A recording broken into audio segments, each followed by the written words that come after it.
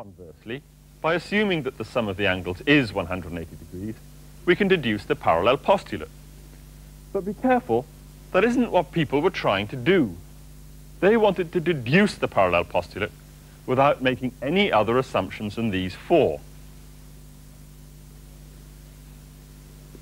They didn't want to make another assumption, even one as plausible as this one, about the angles in a triangle. In 1733, an Italian, Girolamo Saccheri, had pioneered the most fruitful way forward. It was his idea to consider what a geometry could be like that was different from Euclid. He hoped to show that such a geometry could not exist. Evidently, if Euclid's is the only self-consistent geometry, it must be the true one. Saccheri, in fact, found that there were just two other geometries to consider. In both these geometries, Saccheri accepted the first four postulates of Euclid, but used alternatives for the fifth postulate. His first geometry was one in which there are no parallel lines. So any straight line through this point must meet this line somewhere along it. Now, if you're having difficulty imagining a geometry with no parallel lines, here's an example. On the surface of this sphere, we can imagine the straight lines as being great circles. Now let's consider a straight line parallel to this one, but through this point on the equator. The angles at these 2 points on the equator add up to 180 degrees. But as I move up the globe, the lines get closer and closer together and eventually meet at the pole. And whatever line I draw through this point, it must eventually meet this one somewhere. So there are no parallel lines here.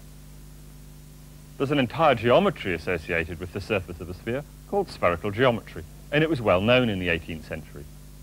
We can even have triangles on the sphere, where each side is an arc of a great circle.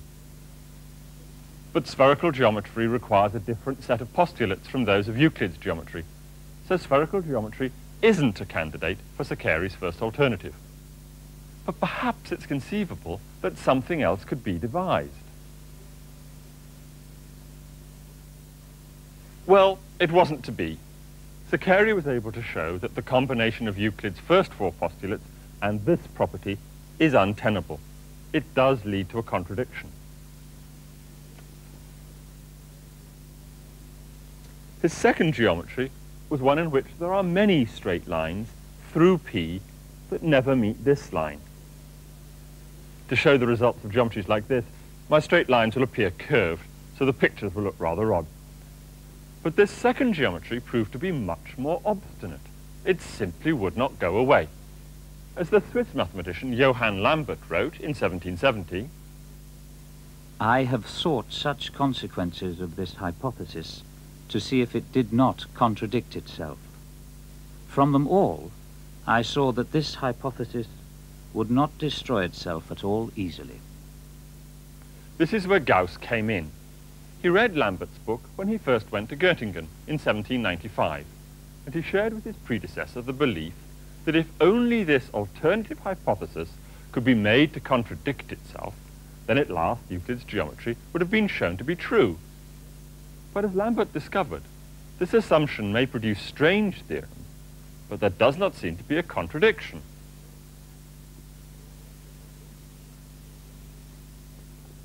For example, in this geometry, the angle sum of a triangle is always less than 180 degrees, or two right angles, and figures cannot have the same shape without also having the same size. Unexpected, but not logically impossible. Gradually, Gauss came to believe that perhaps this alternative geometry might be logically consistent. But although Gauss corresponded with those who were working on the matter, he did little to develop their ideas. To follow those who really did investigate a new geometry, we must turn to the distant corners of Europe, to Russia and to Hungary. Gauss's old student friend, Wolfgang Bolyai, had gone back to Hungary and become a professor there. His son, János, turned out to be a mathematical prodigy and learned of the problem of the truth of geometry from his father. I entreat you to leave the science of parallels alone. I thought I would sacrifice myself for the sake of truth. I was ready to become a martyr who would remove the flaw from geometry and return it purified to mankind. I turned back when I saw that no man can reach the bottom of this night. The son didn't listen, and his father tried again. I have traveled past all reefs of this infernal Dead Sea, and have always come back with broken mast and torn sail. Imagine his consternation when his son replied in 1823, I have not yet made the discovery, but the path which I have followed is almost certain to lead me to the goal, provided the goal is possible. All that I can say now is that I have created a new and different world out of nothing. All that I have sent you thus far is like a house of cards compared to a tower. In the two phrases, I have not yet made the discovery, and I have created a new world out of nothing, lies the whole story of what we can begin to call non-Euclidean geometry. For once a new geometry can be conceived, it is possible that this geometry is the true one. To determine the truth of geometry would henceforth be a task for the experimenter, and geometry would be like mechanics. But the discovery is not yet made for sure. There could still be a contradiction just around the corner. In 1831, suppressing their remaining doubts, they went ahead and published Janosch's work. It came out as an appendix to the father's book on geometry. A copy was sent to Gauss, who replied, If I commence by saying that I'm unable to praise this work, you would certainly be surprised. But I cannot say otherwise. To praise it would be to praise myself. Indeed, the whole contents of the work, the path taken by your son, the results to which he is led, coincide almost entirely with my meditations. Understandably, Janosch never forgave Gauss for what he saw as an attempt by the most famous mathematician of the day to claim priority falsely over a completely unknown mathematician. In Russia, quite independently, a similar story was unfolding. A professor, a mathematician at the University of Kazan, Nikolai Ivanovich Lobachevsky, was also trying to prove that there was a second, logically possible geometry. In 1829, he published the first description of a non-Euclidean geometry, 2 years before János Bolyai's publication. But there was no way that János Bolyai could have known of Lobachevsky's work. So what is it that these mathematicians had achieved? Since their descriptions of non-Euclidean geometry are so similar, it's convenient to describe their work together. And because their geometry turns out to be somewhat different from that of Euclid's, we have to suspend many of our conceptions of the world and prepare to enter a new universe. Perhaps the first surprise is that Lobachevsky and János Bolyai both began by describing a three-dimensional geometry. In this three-dimensional world, they assumed that a line and a point defined a plane, and that in such a plane there are always infinitely many lines through the point that do not meet the given line. They found that, on this assumption, there are two really interesting lines through the point. There is one in each direction that is asymptotic to the initial line. That is, gets closer and closer to it, but never meets it. These lines we call the asymptotic parallels to the initial line. So that all these lines eventually meet the baseline, and all these lines eventually diverge from it in both directions. But it's these, the asymptotic parallels, that we'll be particularly interested in. They wanted to work out the trigonometry associated with this new geometry. For example, they asked, given this distance, what is this angle, known as the angle of parallelism? And they wanted the answer as a function of the distance, a. And here's something relatively new, the use of functions to do geometry. But first, to orient ourselves, we'll turn this picture round. The initial line now becomes a perpendicular, standing on this plane, and here's an asymptotic parallel to the line.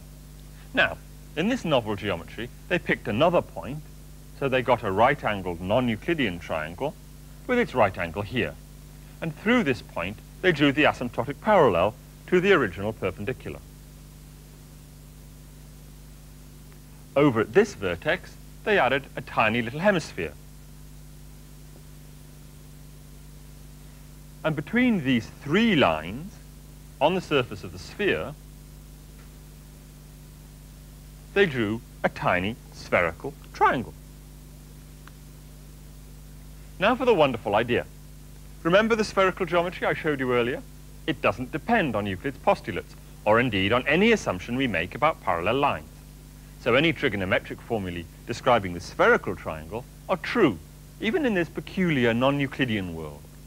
Now, it turns out that the shape of one of these triangles determines the shape of the other.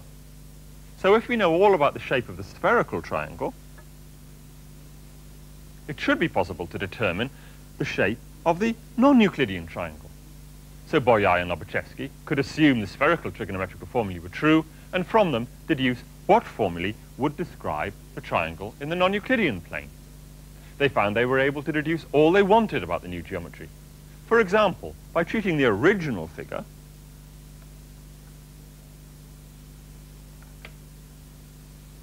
as being one of a triangle with a vertex at infinity, their formulae tell you what this angle is as a function of this distance.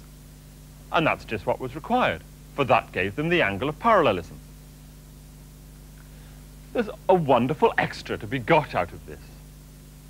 In proving their results, they made use of this bowl-shaped surface, which meets every possible asymptotic parallel to the original perpendicular at right angles. Here and here.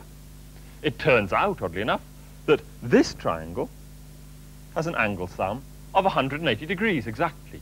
And indeed, any triangle we draw on this surface has an angle sum of exactly 180 degrees. So within the strange three-dimensional non-Euclidean space of Bolyai and Lobachevsky, there is also an accurate picture of two-dimensional Euclidean geometry represented on this bowl. It would seem then that Bolyai and Lobachevsky had finally resolved the problem of the status of geometry. By exhibiting what Lobachevsky called an imaginary geometry different from Euclid's, surely they had shown that Euclidean geometry was not, after all, necessarily true. But by and large, the response to Lobachevsky and Bolyai's work was poor, and in a sense, we can see why. After all, they had both proceeded from an initial assumption about parallels. Strictly speaking, their work doesn't show that that assumption is logically possible.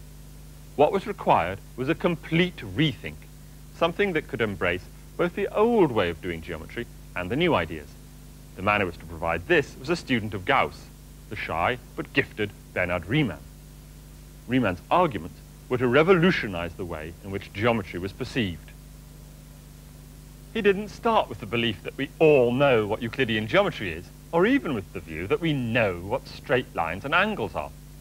Riemann argued forcefully that you could do geometry on any surface, such as this pear-shaped surface. He started instead with the idea that we know how to measure length. That's something, he said, you can do in any geometry. If we have a curve on the surface, then we use the calculus to measure its length. Riemann was also able to define what a straight line is in terms of length. The straight line between 2 points is just the curve of shortest length on the surface between the points.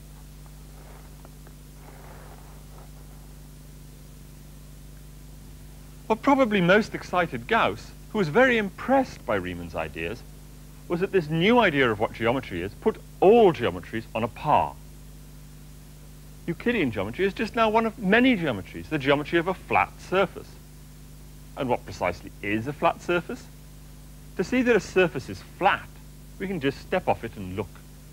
But if we want to do geometry in Riemann's sense, we have to do it using properties that lie solely within the surface. Well, it was Gauss himself who had shown how to define what's called the curvature of a surface, in such a way that it can be determined from properties within the surface alone. When we find, as we do, that for any triangle we can draw on this surface, the angles add up to 180 degrees, that amounts to showing, in Gauss's language, that the surface has zero curvature. In other words, it's flat. In the same way, if we find ourselves on a surface in which the angles of every triangle add up to more than 180 degrees, then we're on a surface which has positive curvature, such as this sphere.